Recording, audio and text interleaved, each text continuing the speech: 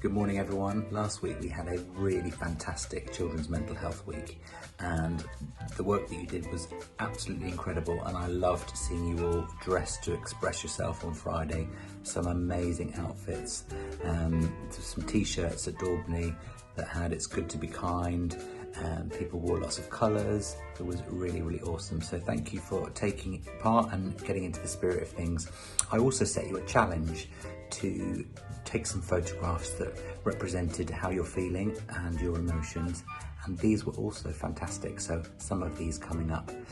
This week is Internet Safety Week, also very topical for the times that we're working in, so I'm sure you're very up to date with how to keep safe, but remember, you are in charge of that, and if something happens that you're not happy with, then tell a grown-up or speak to one of us at school. There's lots of filters on things on the internet and in the apps that you use, and that's really important. But you are the most important, and you have to make the right decisions and good decisions for you to keep yourself safe. So you'll learn lots about this in your Google Classroom and your online work this week. So have a great week.